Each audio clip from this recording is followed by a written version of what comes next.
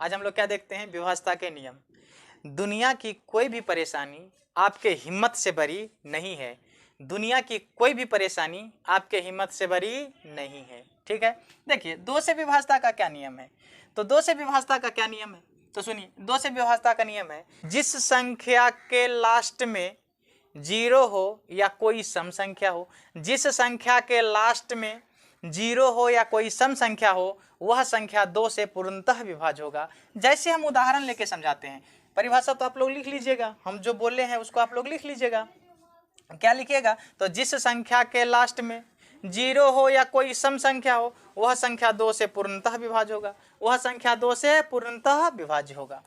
आइए देखते हैं, जैसे हम उदाहरण लेके समझते हैं, जैसे समझते हैं, सुनिए जैसे क्या समझते हैं। तो जैसे समझ, देखिए तो 2 3 5 6 8 4, क्या ये दो से विभाज्य है? हाँ है, क्योंकि लास्ट में कोई सम संख्या है। 4 तो सम संख्या है। सम संख्या किसे कहते हैं? जो संख्या दो से पूर्णतः विभाज्य हो उसे हम सम संख्या कहते हैं। अगर मान के चलिए 3 9 5 4 3 2 6 0, क्या ये दो से विभाज्य होगा? होगा, क्योंकि लास्ट में जीरो है। कोई भी संख्या आप ले लीजिए, कोई भी संख्या लीजिए ना भाई, क्या ये संख्या दो से कटेगा? नहीं कटेगा, क्योंकि लास्ट में विषम संख्या है। यहीं पर अगर 6 रहता या जीरो रहता तो क्या ये दो से कटता? एकदम कटता, क्योंकि लास्ट में क्या है? जीरो है। लास्ट में क्या है? जीरो है। लास्ट में क्या है? जीरो है। दो से विभाज्यता का नियम, जिस संख्या के लास्ट में जीरो हो या कोई सम संख्या हो, वह संख्या दो से पूर्णतः विभाज्य होगा। ठीक है, हम आपको परिभाषा भी लिख दिए हैं। परिभाषा आप क्या लिख दिए हैं? हम सोचे कि आप लोग को तकलीफ नहीं होना चाहिए। ठीक है, परिभाषा को भी एक बार देख सकते हैं आप। तो जिस संख्या के लास्ट में जीरो हो या कोई सम संख्या हो, वह पूरे संख्या दो से विभाज्य होगा। वह पूरे संख्या दो से विभाज्य होगा है। लास्ट में 8 है, ये सम संख्या सब है। लास्ट में जीरो है, लास्ट में सम संख्या है, तो ये पूरे संख्या दो से क्या होगा? विभाज्य होगा। अब हम समझते हैं 3 से विभाज्यता का नियम। क्या समझते हैं? 3 से विभाज्यता का नियम क्या समझते हैं बउआ? 3 से विभाज्यता का नियम, सुनिएगा ध्यान से। 3 से विभाज्यता का नियम क्या है? किसी भी संख्या में अगर अंकों का योग 3 से विभाज्य होगा तो पूरे संख्या 3 से विभाज्य होगा। ठीक है, आइए इसको जरा हम लिख देते हैं। लिख दें, यदि दी गई संख्याओं में, यदि दी गई संख्याओं में, दी गई संख्याओं में, दी गई संख्याओं में अंकों का योग, दी गई संख्याओं में अंकों का योग, अंकों का योग, सुनिए, दी गई संख्याओं में अंकों का योग अगर 3 से विभाज्य होता है, अंकों का योग अगर 3 से विभाजित होता है तो पूरे संख्या, तो पूरे संख्या 3 से विभाज्य होगा। पूरे संख्या 3 से विभाज्य होगा। पूरे संख्या 3 से क्या होगा बुआ? विभाज्य होगा। आइए जरा देखते हैं इसका उदाहरण, जैसे समझते हैं। ये संख्या 3 से विभाज्य होगा तो जोड़ लेते हैं। ये जोड़ के कितना हुआ? 27। 27 तो 3 से विभाज्य हो जाता है, 9 मरतबा 27 3 से विभाज्य होता है ना। तो 27 जब 3 से विभाज्य हो जाता है, अंकों का योग यदि 3 से विभाज्य हो तो पूरे के पूरे संख्या किससे विभाज्य हो जाएगा? 3 से विभाज्य हो जाएगा।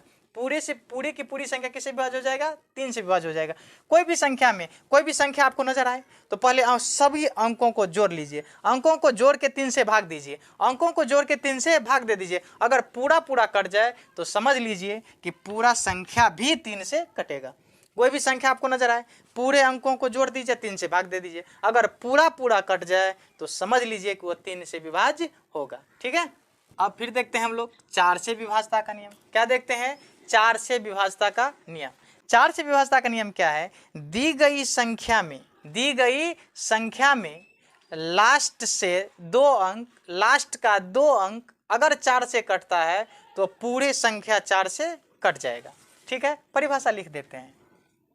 दी गई संख्या में, दी गई संख्या में, दी गई संख्या में क्या देखते हैं बुआ? दी गई संख्या में,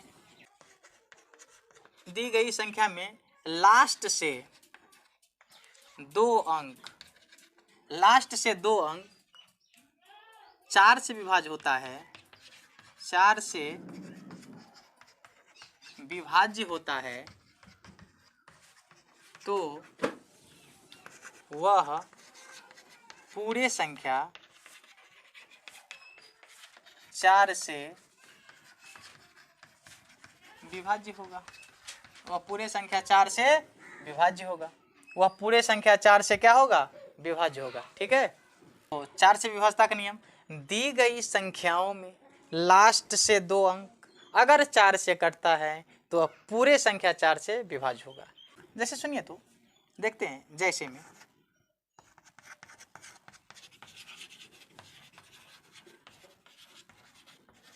बताइए तो ये 4 से होगा? 4 से जब ये कहेगा विभाज्यता का नियम, धड़ाक से हमारा ध्यान कहाँ होना चाहिए? लास्ट में। कहाँ होना चाहिए? लास्ट में। लास्ट में 2 अंक, क्या ये 2 अंक 20 है? 4 से कटेगा? 4 पंच 20 जी, तो ये पूरे संख्या 4 से कटेगा, एकदम पूरे संख्या 4 से कट जाएगा। ये लास्ट में 20 है, पूरे संख्या 4 से कट जाएगा। ठीक है, आइए जरा और देखते हैं।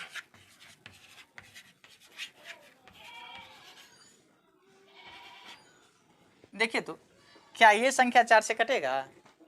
तो 28 दो संख्या है 28, क्या 28 4 से करता है? बताइए, 28 4 से करता है? करता है। तो 28 4 से करता है, 4 सत्ते 28, 28 4 से करता है, तो यह पूरे संख्या 4 से क्या होगा? विभाज्य होगा। जब ये 4 से विभाज्यता के बारे में बात करें तो हमें समझ जाना चाहिए, एकदम लास्ट पर ध्यान होना चाहिए, लास्ट के 2 अंक पर। किस अंक पर? लास्ट के 2 अंक पर। लास्ट के 2 अंक पर हमारा नजर जाना चाहिए, तब हम देख लेंगे कि लास्ट के 2 अंक 4 से अगर कट रहा है तो पूरे संख्या 4 से कटेगा। ठीक है, अब देखते हैं जैसे 5 से विभाज्यता। 5 से विभाज्यता देखिए, 5 से विभाज्यता, 5 से विभाज्यता, 5 से विभाज्यता के नियम। ठीक है, 5 से विभाज्यता का नियम क्या है? तो सुनिए, 5 से विभाज्यता का नियम है कि जिस संख्या के लास्ट में 0 हो या 5 हो वह पूरे संख्या 5 से कटेगा। जिस संख्या के लास्ट में 0 हो या 5 हो वह पूरे संख्या 5 से कटेगा। जिस संख्या के लास्ट में 0 हो या 5 हो वह पूरे संख्या 5 से कटेगा। जैसे देखिए तो 9 6 8 4 3 3 0 मान लीजिए, तो यह पूरे संख्या क्या होगा? 5 से कटेगा। अगर मान के चलिए कोई भी संख्या ले लीजिए 6 9 4 5, ये पूरे संख्या लास्ट में 5 है, 5 से कटेगा। अगर लास्ट में 0 या 5 देखिए तब ये वो संख्या 5 से कटेगा। ठीक है, अगर 6 8 4 3 5 ये भी 5 से कटेगा। अगर मान के चलिए 2 3 4 5 6 8 4 0, कितना भी बड़ा क्यों न हो, खाली लास्ट वाला को देखिए 5 और 0 है तो वो दोनों 5 से कटेगा। अगर लास्ट में 0 या 5 है तो वह संख्या 5 से कटेगा। ठीक है, लोग समझ गए होंगे। तकलीफ सिर्फ उन्हें बताओ जो समझने के काबिल हो। तकलीफ सिर्फ उन्हें बताओ जो समझने के काबिल हो। जय हिंद।